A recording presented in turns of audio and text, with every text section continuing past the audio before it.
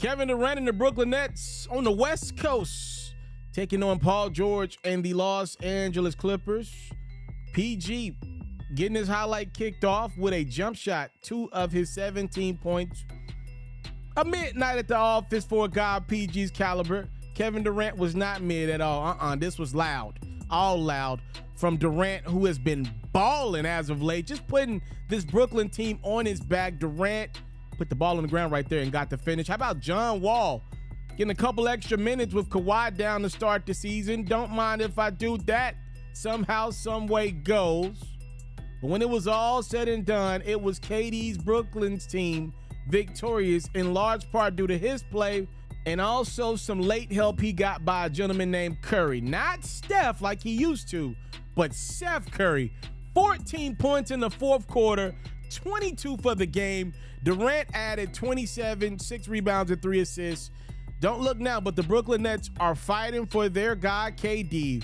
They went on the road against a really good Clippers squad, 110-95. Well, kind of similar to the Joel Embiid video we did about James Harden. Do I need to say the elephant in the room again? Because I will. We got to have a conversation about the Brooklyn Nets. Again, similar to Harden, I want to be clear with what I'm saying here. The Brooklyn Nets will not win a championship without Kyrie Irving. I want to be clear about that. Kyrie Irving is an NBA champion.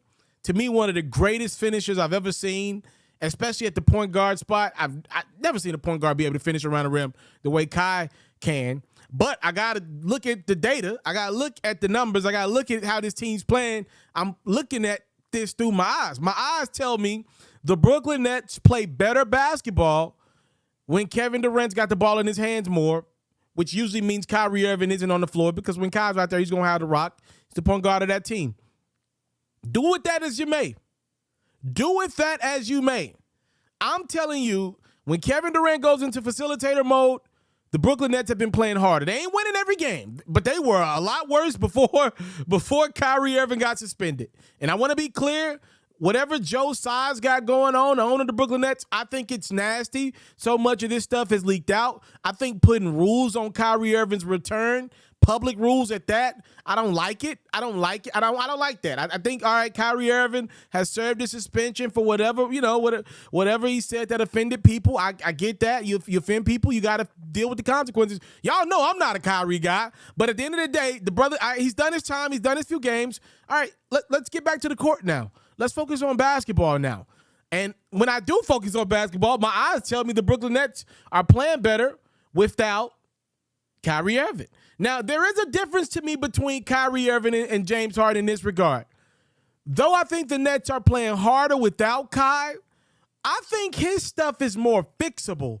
I just think Kyrie's got to uplift his morale on that court more to help his teammates, because his teammates love him, and they love how he plays. I just think Kyrie Irving's got to focus on basketball. Like, this dude, I've seen him be a part of a system that can win. I know it was with LeBron James, but we did see him a part of a system that can win. And the Nets, for what it's worth, got off to a really good start in the postseason a couple years ago. But then Kyrie got hurt, James Harden got hurt, and the Milwaukee Bucks beat the Brooklyn Nets in 7 games. So, I mean, I guess for me, I think Kyrie's a little more fixable. James Harden's tendencies on the court seem to be a little more etched in stone. His style of play is his style of play. Your game is your game. That seems to be a lot harder to fix. With Kyrie, to me, it seems to be more or less a morale thing, understanding what this team needs thing. I think what Kai's doing wrong with Brooklyn when he's on the court is fixable. I just think I would like to see Kyrie Irving focused on basketball for the remainder of this season. I just want one focused year of Kyrie Irving with basketball. Don't lose this money. Don't get to the point where no team wants you. Let's focus on basketball. And to me, I think some of that stuff is overlapping. Kyrie Irving always installing himself into issues, everybody's issues. It ain't just been the issues of black people, by the way. When the Capitol got stormed, he sat it out for that. Every time when the COVID hits, he's got to be the spokesman for that. Kyrie want to be a part of every issue there is, right? Like that's the thing. And I guess to me, as a fan and somebody covering this game night tonight, I think Kyrie owes the Brooklyn Nets one focused season. I do believe that. And I think it's overlapping. Like the same guy that's focused on off the court issues, I don't believe is the guy studying and focused on the Brooklyn Nets on the court. I don't. And it's showing in their play. They're playing a lot better with Kyrie Irving out of that lineup right now. Why is nobody talking about that?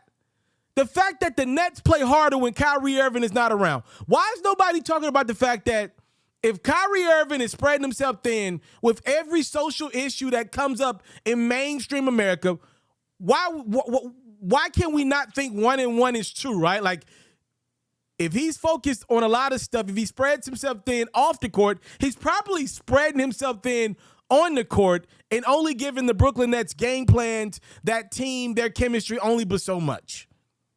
It's just a thought. Kevin Durant helping the Nets remain competitive. They get a huge victory over the Clippers.